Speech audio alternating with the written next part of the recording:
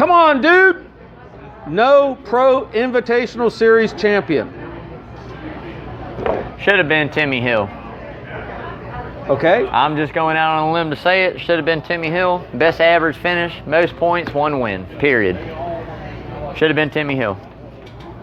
Then I propose that we announce right now, right here at Coach's Corner, Timmy Hill. that Timmy Hill is the NASCAR Official Pro Invitational Series champion. Timmy Hill, Lawrence Bennett loves you. He's your friend, and this is your trophy. That's right it. here. Official.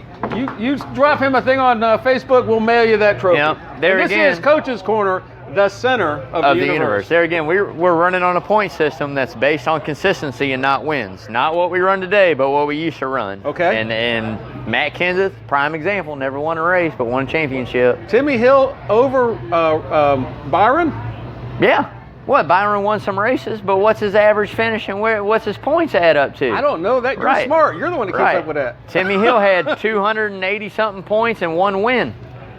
Average finish of, I know, close to third, probably got to be. Top 5, easy. Okay. They killed it, man. This is why I sit next to him, because this Yeah, I mean, kid's wins smart. are wins. You know, hey, everybody wants to win. That's the object. But, I mean, there again, another piece of NASCAR history. Guess what? Jeff Gordon's won, I don't remember if it was 10, 13, or 10, what year it was, but he's won double-digit races and not won a championship. And then there was the fellow that died that won a championship and didn't win a race. Matt Kenseth did it. No, I'm going back. The same year that Davey Allison died.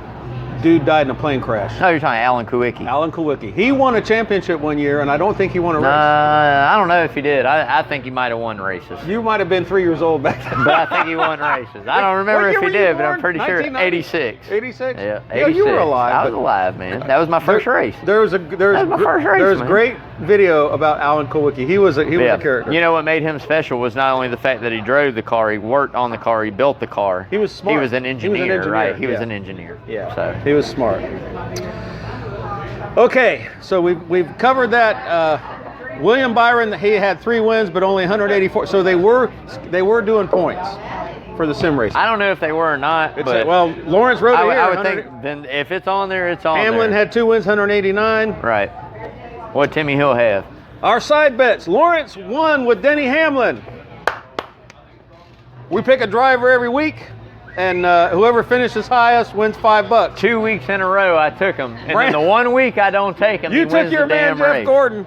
He had Dover won, I'm telling you. LB, He got wrecked. I owe you $10. I'll pay my debts. I had Timmy Hill because they wouldn't let. Now, why did they not let William Byron run in that race? Byron didn't want that as sponsors, he and said- Hendrick said, no, man. He said, I've done enough. You've won Dude, enough. what else you got to prove? Get You're going out. to run this one, you're going to win this one too. Will the drivers that had success in iRacing, like Timmy Hill, like John Hunter Nemechek, Garrett Smithley, Landon Castle, will that carry over into the real racing? That's a huge negative. You don't think it's going to work? No. For any of those names you just named right now, I'm not taking anything away from their talent or their driving possibilities, but what I'm saying is your equipment is subpar, to be honest. That's just me being blunt, So they're truthfully NASCAR honest. equipment. Yes, their NASCAR equipment. Timmy Hill alluded to that. Right. When he won that race, he said, my car is older, it's 200 less horsepower. Right. Simulation racing, it's more control in just the driver's hands. This is engineering, technology, trying to find the 1/1000th of a second in air pressure, whether it be a bolt or whether it be, who knows what it is. So there's no minimum standard of technology? It's speed maintained. If So you can you come out, qualify- if you can qualify for the race, and then NASCAR posts a mandated minimal speed, you have to maintain that speed at all times, or you're going to be black So flag. you can race somebody else's yesteryear car. Yeah, exactly. I'm going to stick with Timmy Hill because LB knows him. Right. Lawrence corresponds with Timmy Hill, and he's sports. So is his game plan then to gather enough notoriety and enough of a reputation so that he gets into a big car, big team? Very difficult to do. These big teams, it's almost like college football, NFL, dude. I mean, honestly, a lot of these guys know talent when they see it. You've heard talk from when these kids start hitting 12, 13, 14 years old and they're racing, late models, or they're racing these high-power cars and they're winning races and beating grown men and winning. Okay, here's a kid's name. Watch this kid. He's coming up. He's really good. Well, watch this guy. I think He's all coming of these up. kids that I just named probably won a lot of races. No, they probably did. Not to get venues. me wrong, they probably did. But okay, at the same time, Timmy Hill's coming into the sport. Chase Elliott's coming in. Ryan Blaney's coming in. This kid's coming in. One, it helps who your dad is. Hey, ties are ties, this and that. But at the end of the day, you just get outrun, dude. Like Chase Elliott, I remember hearing about him when the kid was like 10, 11 years old. I mean, you already heard talk of like, once he hits age, he's going to get this. He's going to do this, right? Right.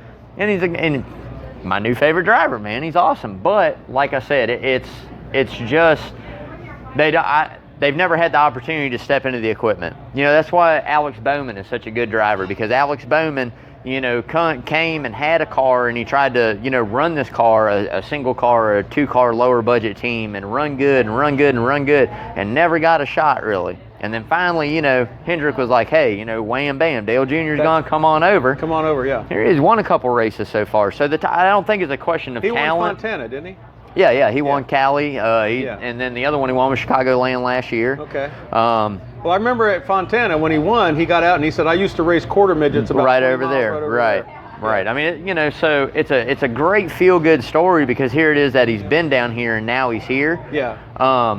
And you don't think that could happen for Timmy Hill? I mean, I don't foresee that happening for Timmy Hill. I don't think it's a question of talent. I don't think it's a question of, can this guy get in the race car and drive? Right. Obviously he can, otherwise he wouldn't be where he's at doing what he's doing now, period. Right.